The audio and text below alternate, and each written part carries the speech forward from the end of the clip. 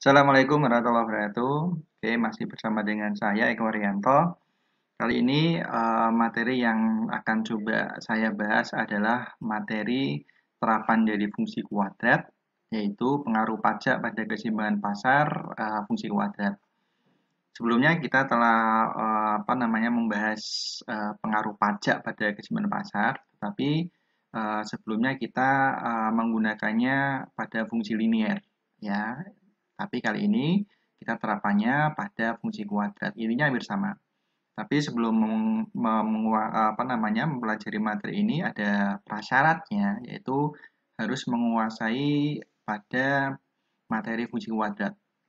Di mana materi itu telah saya upload sebelumnya, nanti bisa dilihat kalau umpamanya belum menguasai. Oke, kita langsung saja untuk materinya. Nah, silakan bisa dilihat di layar. Di sini pengaruh pajak pada keseimbangan pasar fungsi kuadrat.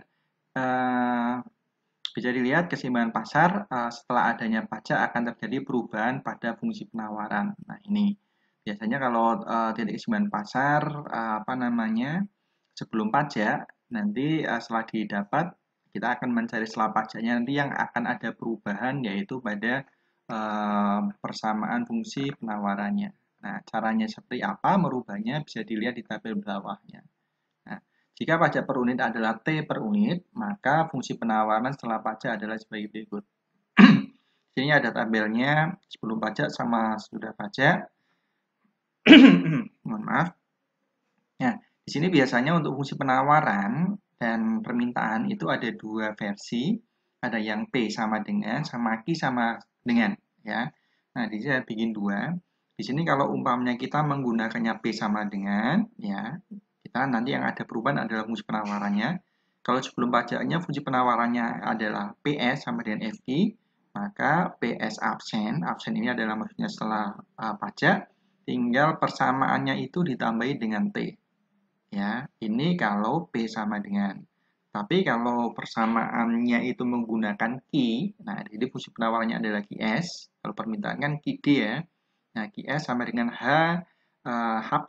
Nah, di sini nanti beda dengan yang P. Kalau P kan tinggal ditambahi T pada persamaannya. Tapi kalau untuk yang Q, nanti untuk variabel P-nya itu semuanya dikurangi dengan T.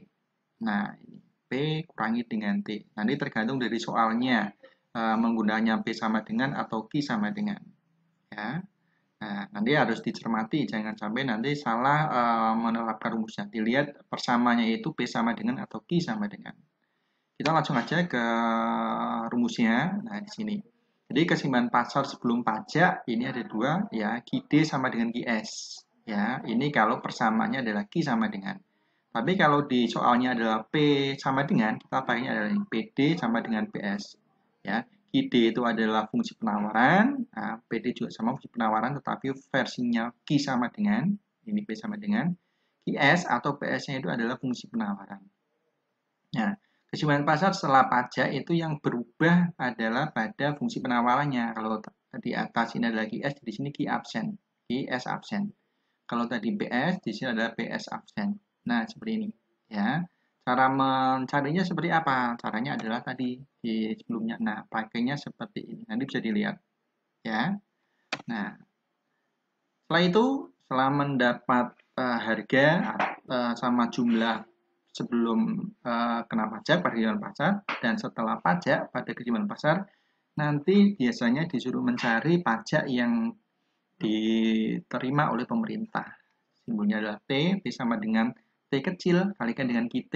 T-nya itu adalah pajak per unit produk, QT-nya itu adalah jumlah keseimbangan setelah pajak. Nah, setelah pajak ya. Nah, di sini pajak yang ditanggung oleh konsumen, P-Cons, ini adalah PT min PE kalikan dengan QT. PT-nya adalah harga setelah pajak dikurangi dengan harga sebelum pajak, hasilnya dikalikan dengan jumlah pada keseimbangan pajak setelah keseimbangan pasar setelah pajak. Berikutnya pajak yang ditanggung oleh produsen ini adalah tinggal mengurangkan, ya. P-Prod adalah pajak yang diterima pemerintah dikurangi dengan pajak yang ditanggung oleh konsumen. Itu adalah pajak yang ditanggung oleh produsen. Nah, ini adalah rumusnya. Ya, oke, kita langsung saja ke contoh permasalahannya. Nah, bisa dilihat di layar. Dari fungsi permintaan, P sama dengan 300 min 12 Q kuadrat, dan fungsi penawarannya adalah P sama dengan 20 Q kuadrat plus 4Q plus 12. Dengan beban pajaknya adalah 150 per unit. Tentukan. Ini ada 5. Yang pertama adalah harga dan jumlah keseimbangan pasar sebelum pajak. Yang B sama tetapi setelah pajak. Yang C adalah besar pajak yang diterima pemerintah.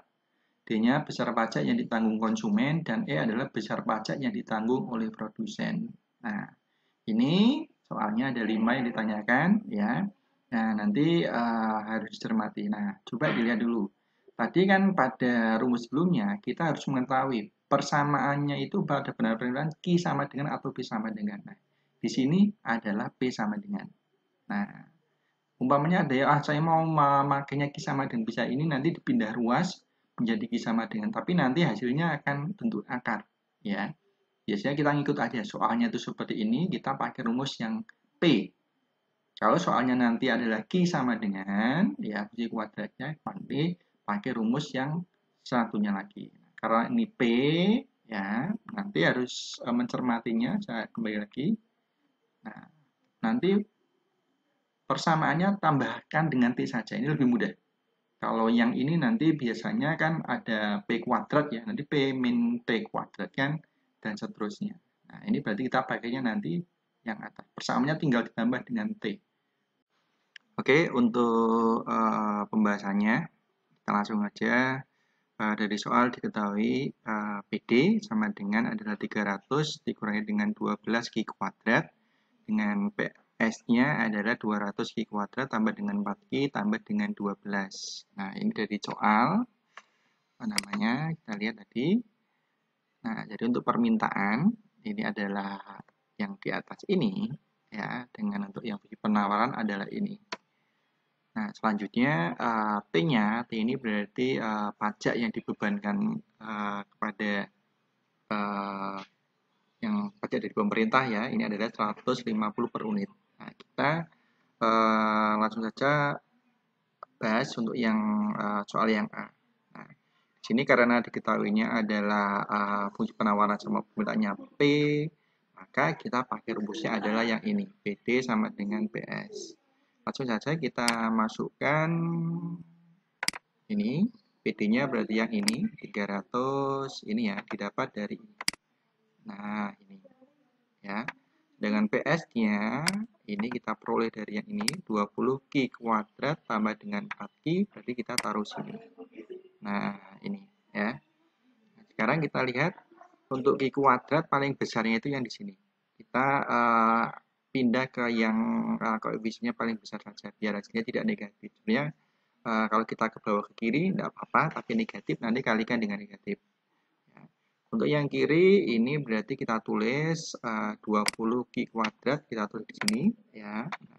Min 12 Q kuadrat pindah ruas jadinya plus 12 Q kuadrat. 4Q-nya ini tetap di sini ya. Nah, tambah 12 juga tetap di sini. Nah, di sini ada 300-nya adalah positif, pindah ruas jadinya adalah ini negatif. Nah, maka diperoleh 20 Q kuadrat tambah 12 Q kuadrat adalah ini, 32 Q kuadrat. 4Q-nya tetap, ya, 12 dikurangi 300, hasilnya adalah min 228. Nah, ini kita dari persamaan tadi, membuat PD sama dengan PS, didapat persamaan kuadrat baru, 32 Q kuadrat tambah dengan 4Q kurangi 288. Nah, kita cari akar-akarnya. Nah, di sini ini kita pakai rumus ABC.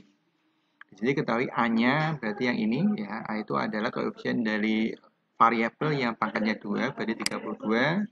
B-nya ini adalah 4 ya, dan C-nya ini adalah yang tidak ada variabelnya min 288.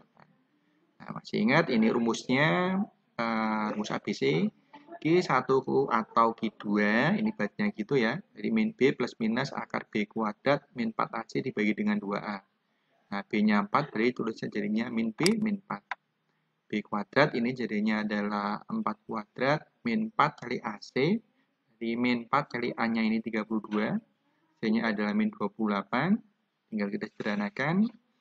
Jadi yang kita kerjakan ini 4 kuadrat ada 16, min 4 kali 32 kali min 288 adalah, min kali min kan plus ya, jadinya 36.864. Nah, tambahkan dengan 16, jadinya adalah 36.880. Ini bukan koma ya, ini titik. Nah, akarnya dari 36.880 adalah 192,04. Yang lainnya tetap ya. Nah, jadi kita sudah memperoleh Q1 atau Q2-nya adalah min 4 plus minus 192,04 dibagi dengan 64. Nah, kalau sudah seperti ini kita cari Q1 dan Q2-nya. Nah, langkah berikutnya adalah sebagai berikut.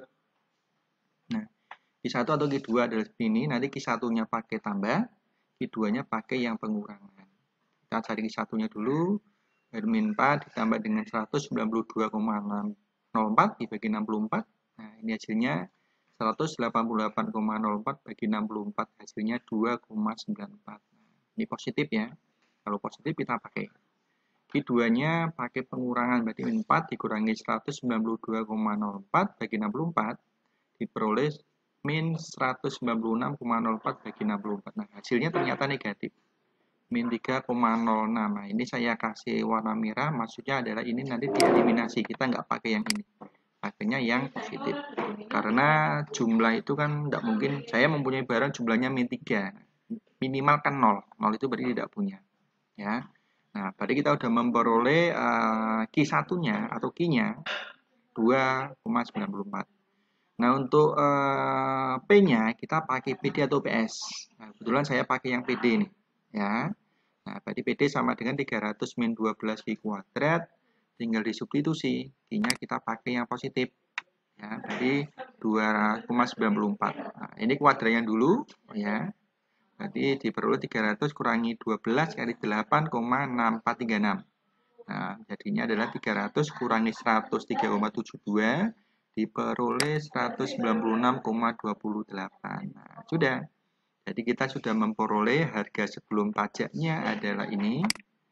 Nah, 196,28 dan sebelum pajak untuk jumlah produknya adalah 2,94. Ketemu ya? Oke, berarti kita udah ketemu untuk yang pertanyaan yang A. Nah, gimana?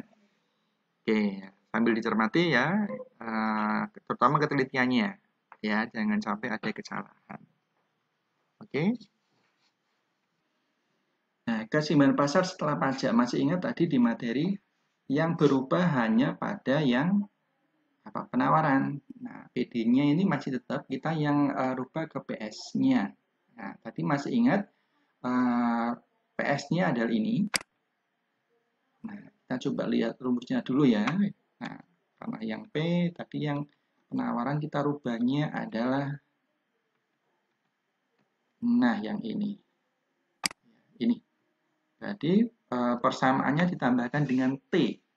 Ya. Nah, ini kan PS-nya adalah FQ, tinggal FQ-nya tambah dengan T. Jadi, kita langsung ke sana. Nah, ini. T-nya kan 150 tadi. Nah, berarti ini langsung aja. Ini berarti PS-nya. Ya, T-nya berarti yang ini. Tinggal ditambahkan. Ya, lebih mudah kalau yang T sama kalau yang Q nanti berarti untuk yang ini disisipkan ke sini. Ya, untuk yang Q sama dengan ya. Kita tapi yang ini bahas yang ini dulu. Ya, tambahkan berarti hasilnya 20 Q kuadrat tambah 4 Q tambah 162. Tinggal disamakan. Jadi PD-nya adalah yang ini. 300 min 12 Q kuadrat. Untuk PS absen, berarti yang telah ada perubahan yang ini. Jadi 20 Q kuadrat tambah 4 Q tambah 162.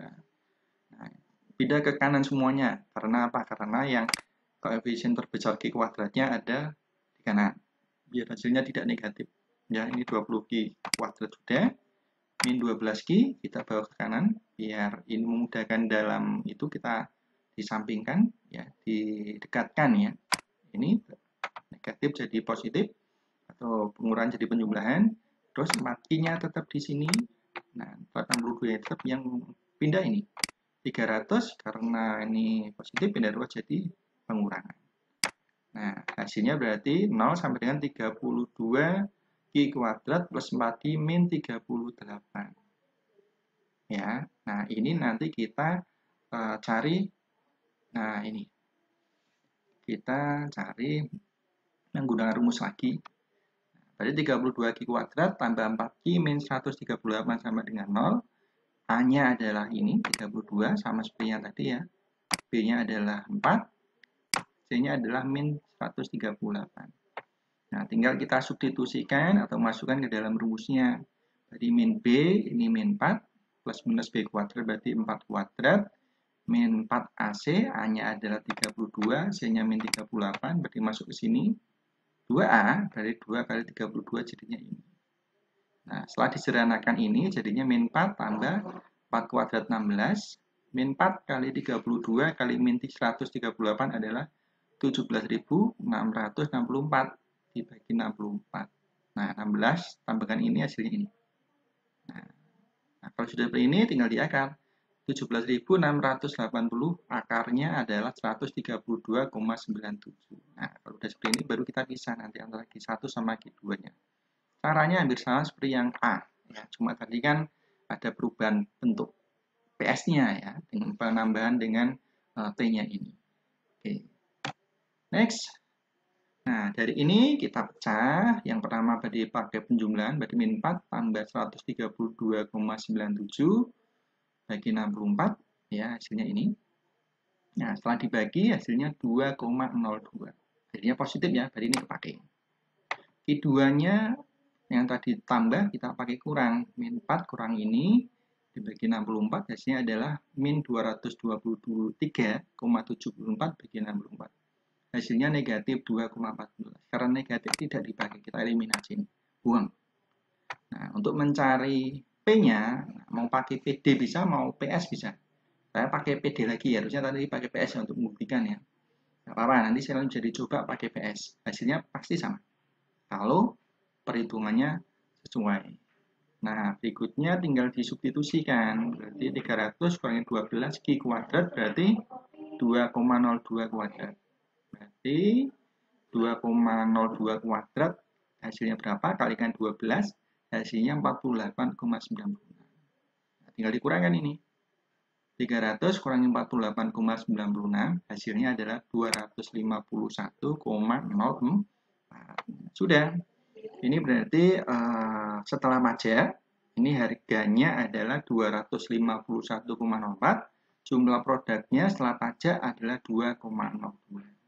Nah, kalau titiknya adalah apa? Q, P ya, berarti 2,02,251,04 ini. Kalau mau apa namanya?